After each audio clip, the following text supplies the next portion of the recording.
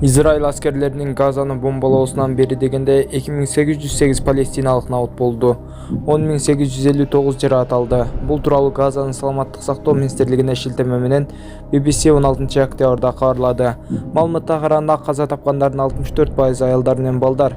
Ал эми Израиль өкмөтү маалымдагандай палестиналык радикал Хамас уюмунун 7 октябрда кол салуусу 1400 кишинин өмүрүн алды. Жоочулар 199 кишини барымтада кармап турат.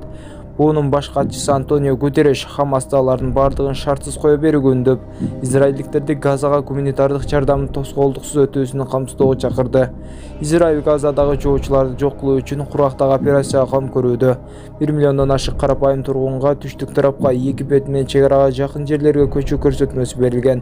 Ал жердеги Рафах өткөлүндө эл топтолгону кабарланып, пункт чет өлкөлөрдөн чыгып кетүүсү жана гуманитардык жардамдын жеткирилиши үчүн ачылары күтүлүүдө. Азык-түлүк, суу, дары-дармек тартыш болгон Газада гуманитардык абалого бетер корчуду.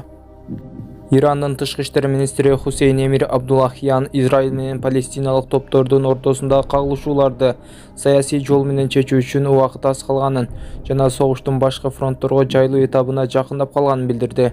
Бул тууралуу TRT.net жазып чыкты. Ирандын тышкы иштер министри Хусейн Эмир Абдуллахиян X социалдык медиа платформасындагы билдирүүсүндө Тунис, Малайзия жана пакистандык кесиптештер менен Палестина маселесин телефон аркылуу сүйлөшкөнүн жарыялады. Иран министри төмөнкү билдирүүлөрдү колдонгон бүгүн менин тунистик, малайзиялык жана пакистандык кесиптештерим менен болгон сүйлөшүүмдө сионисттер Газада кылган адам өлтүрүүлөр жана согуш кылмыштары мүмкүн болушунча тез арада токтотулуп, аймакка гуманитардык жардамдар тез арада жөнөтүлүшү керектиги баса белгиледи.